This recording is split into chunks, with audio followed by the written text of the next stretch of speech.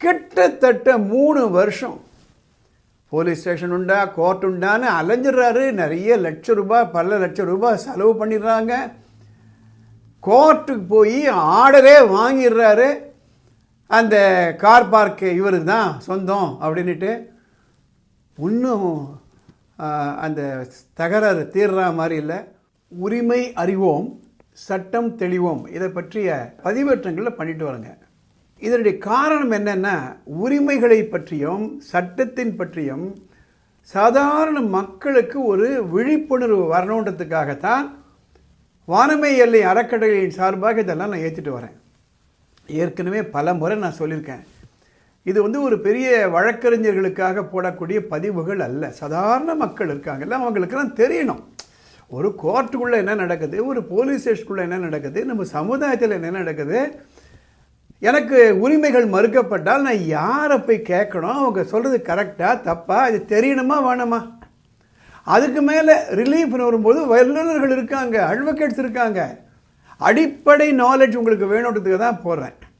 இந்த பதிவுகள் எல்லாம் உங்களுக்கு பயனுள்ளதாக இருக்குன்னா ஒரே ஒரு ஹெல்ப் பண்ணுங்களேன். இந்த கமெண்ட் பாக்ஸில் போட்டு yes I want more videos like this, எனக்கு இதை பற்றி விவரங்கள் தேவைன்னு ஒரே ஒரு பதிவு பண்ணுங்க. இது பல பேர்களுக்கு போய் சென்றடையும். இந்த வீடியோவில் உங்களுக்கு ஒரு ஆப்பர்ச்சுனிட்டி கொடுக்க போகிறேன், ஒரு சந்தர்ப்பம். நாங்கள்லாம் லா காலேஜ் படிக்கும்போது ஃபேக்ட்ஸ் ஆஃப் தி கேஸ் என்னன்னு கேட்பாங்க. பொருண்மைகள் என்னப்பா கேஸு அப்படி கேட்குறாங்கல்ல, அதை சொல்லிவிட்டு அதை நாங்கள் கமெண்ட் பண்ணணும். இப்போ உங்களுக்கு ஒரு சின்ன கேஸை ஒரு 3 நிமிஷத்துக்குள்ளே சொல்கிறேன். இதை ஃபுல்லாக நீங்கள் கேட்டுட்டு உங்கள் கமெண்ட்டை இந்த கமெண்ட் பாக்ஸில் போடுங்க. அப்போ பல பேர்களுக்கு இது போய் சேரும். நீங்களும் இந்த வீடியோவில் பார்ட்டிசிபேட் பண்ண மாதிரி இருக்கும்.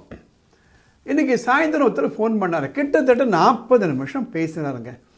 அவர் பேசினார்னு சொல்கிறத விட புலம்பினார்னு சொல்கிறது கரெக்டாக இருக்கும்.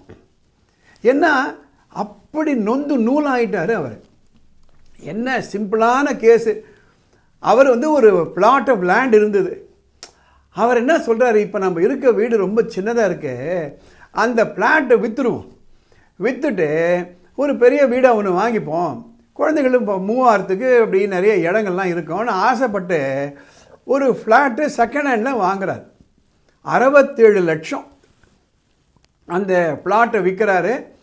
25 லட்சம் கடன் வாங்குறாரு, நகையெல்லாம் அடமானம் வைக்கிறாரு. கிட்டத்தட்ட 1 கோடி ரூபாய் செலவு பண்ணி இந்த ஃப்ளாட்டை வாங்குறாரு. அந்த ஃப்ளாட்டு விற்கிறவர் இவருக்கு சொல்கிறார், இது பாருங்கள், இதுதான் உங்களுடைய கார் பார்க்கிங் ஏரியா அப்படின்னு சொல்லிடுறாரு. அந்த ஃப்ளாட்டு கிட்டத்தட்ட 1 வருஷமாக யாரும் ஆக்குபை பண்ணாமல் இருந்துச்சுக்கலாம். இந்த 1 கோடி ரூபாய் கொடுத்து ஃப்ளாட்டு வாங்கிடுறாரு. இங்கே வராரு.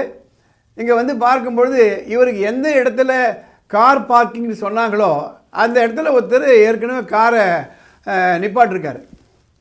இவர் ரிஜிஸ்ட்ரேஷனில் ஆனவுடனே வீட்டுக்கு குடி புகுந்துடுறாரு.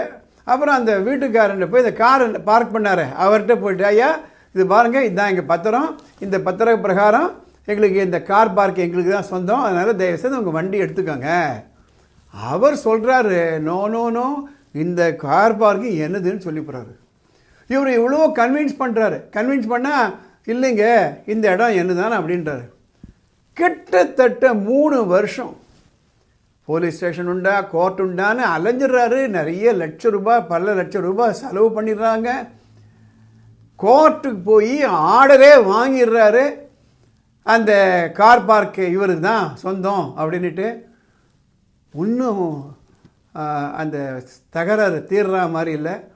அந்த கார் பார்க்கை வச்சுட்டு இருந்தவர், நீ என்ன வேணால் பண்ணிக்கோ, நீ கோர்ட்டில் ஜெயிச்சா கூட நான் அதுக்கு மேலே அப்பீல் போவேன் அப்படின்றாரு. இவர் சொல்கிறாரு, சார் என்னை நம்பிக்கையே போயிடுது சார், வக்கீல்கள் பேரில், கோர்ட் பேரில், போலீஸ் பேரில், நிதி பரிபாலனத்தை பேர்லேயே, ரெண்டரிங் ஆஃப் ஜஸ்டிஸ் பேர்லேயே எனக்கு நம்பிக்கை போயிடுது சார், நான் என்ன சார் செய்யறது. அப்புறம் அவர் சொல்கிறாரு, கூட்டி கழிச்சு பார்த்தா ஒன்று சார், இந்த சண்டை போட்டு ஒன்றும் பிரயோஜனம் இல்லைன்ற கன்க்ளூஷனுக்கு வரேன், வேறு எங்கேனா வாடகைக்கு போயிடலாமான்னு கூட யோசனையாக இருக்குது சார் அப்படின்னு சொல்கிறாரு. அவர் சொல்கிறாரு, சார் அந்த ஃப்ளாட் சம்மந்தப்பட்டு நான் டிடிசிபிக்கு போய் கேட்டோம்னா ஒரு பெரிய பாம் தூக்கி போடுறாங்க, அந்த ப்ரமோட்டர்ஸு மொத்தமே அந்த இடத்துல 4 ஃப்ளாட் தான் கட்டியிருக்கணும், 10 ஃப்ளாட் கட்டிட்டு இருக்காங்க. எங்கள் 4 ஃப்ளாட் தவிர மீதி எதுவுமே அன்அப்ரூவ்டு.